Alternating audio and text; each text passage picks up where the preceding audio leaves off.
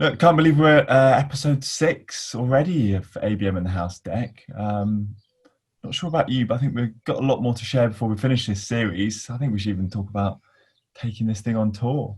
Okay, well, look, here we go again. Another week, another episode of ABM in the House. First things first, it looks like you're in some kind of convent or something. What's that background? Hey Alex, how you doing? Well, I'm just staying at a hotel at the moment, so there's a beautiful sound of birds in the background, and hopefully the view's quite special. Yeah, it looks awesome, man. Well, let's crack on with episode 6. So to like recap, last week we talked about building your campaign playbook. Lots of ideas to share around channel tactics you can deploy with a specific focus on one to few ABM programs. Today we're going to continue with part 2 of that campaign playbook. What do you want to talk about more specifically today, Dave? Well, as you said, Alex, we shared a lot of ideas last week about top of the funnel, middle, and tactics that you can deploy in a one-to-many program. You know, from programmatic to remarketing to social selling to direct mail to gifting, etc., etc. And I think it's important to remember that the channel tactics you deploy at a one-to-many level have little to light personalization, as you are targeting hundreds or even thousands of accounts based on your ICP, based on the target account criteria that we've talked about in a previous episode. But when it comes to upping the level of personalization, we are now entering the realms of one to few and one to one ABM. And I think it's important to remember that one to few campaigns are particularly suited when you're looking at clusters of 15 to 20 accounts where they have something in common, be it they belong to the same industry, the same sector, they share a common challenge, a similar business driver, etc. And obviously with the one-to-one, this is reserved for a hand-picked group of accounts, no more than, typically 1 to 5 accounts. So these are accounts that warrant an increase in resources, both people, time, and obviously financial resources. And why? It's because they're going to deliver a significant return on that investment you're going to make. Now, is that how you see it also at Reach Desk? Yeah, it really is. The thing I'd like to add is these accounts could also be your existing clients and customers that you're looking to build further relationships with, prospects you're looking to win, or indeed both maybe as well. So it doesn't just have to be the net new, it can be the existing customers as well. But also it could be both. But I suppose as you're dealing with this like a smaller subset of accounts now compared to the one-to-many, which might be hundreds, you can start to dive deep into these accounts, right? The challenges they face, and spend time building out the DMU, the decision-making unit we spoke about the other week, in each account. So let's talk channel tactics for the one-to-one and one-to-few ABM programs.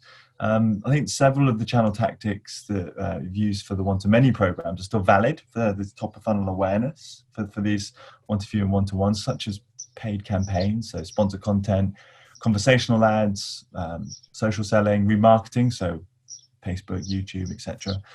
What else would you add to that? Well, I think one key difference between one-to-many and any kind of one-to-few, one-to-one ABM program is the level of research that you're going to carry out. Remember, one-to-many is little to no personalization, whereas you need to obviously dig deep and carry out research at the industry level, at the account level that you're looking to target. And obviously you can use publicly available information, financial reports that are available, investor reports, as well as custom reports that we typically use at the agency where we carry out deep dives into accounts. And I think what's also important for us at Strategic IC is research into the actual DMU, the decision making unit, and what we call kind of executive level reports. And this is looking at decision makers, influencers, etc., that are involved in that unit that will be responsible for making a decision. And ultimately, these reports, this research will help with your targeting, your messaging, your content, etc.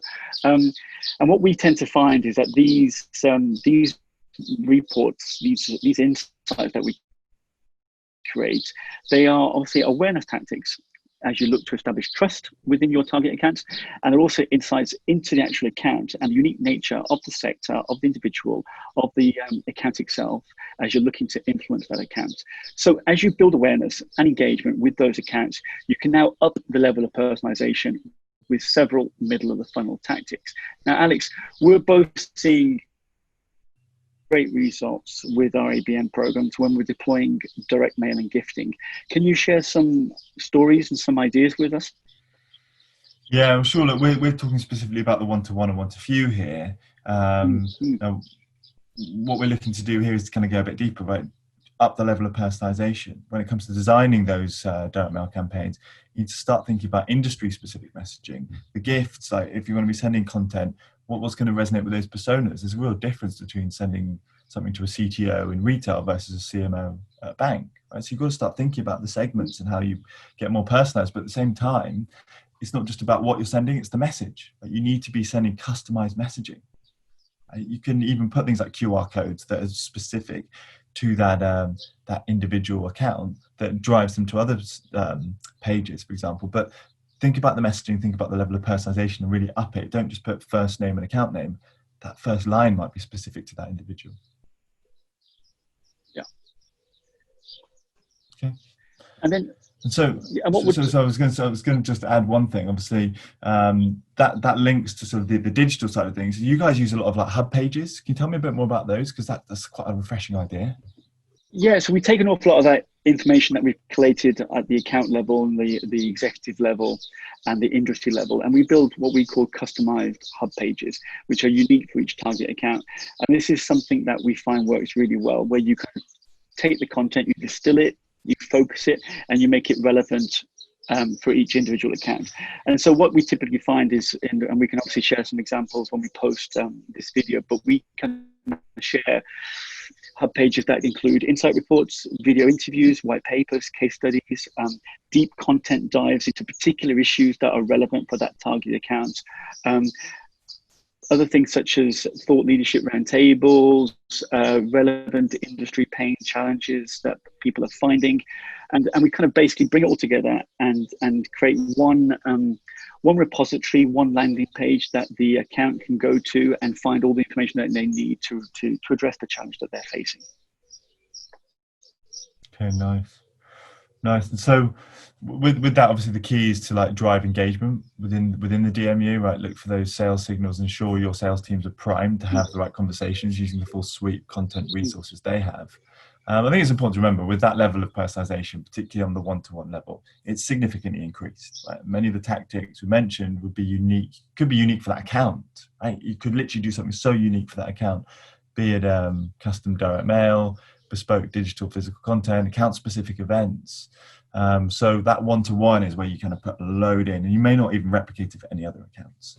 Okay, cool. Well, hopefully that's given everyone watching some ideas on how to build the one-to-few and one-to-one campaign playbooks. Remember, be guided by the data and use your imagination to engage those target accounts. I think that brings that one to a close. What do you want to talk about next week? Well, we've had a lot of questions about ABM team structure. And I think, what are the right roles? Who are the key players? How do you pivot your team towards ABM? So I think it'd be really interesting if we spent next week talking about team structure and see what we can come up with. Great. That sounds awesome, Dave. All right. Well, look, enjoy your stay in that wonderful hotel. Looks like there's a little pitch and putt in the background, and all my best to the family, and we'll catch you next week. Thanks, Alex. See you next week. Cheers, Dave. Bye.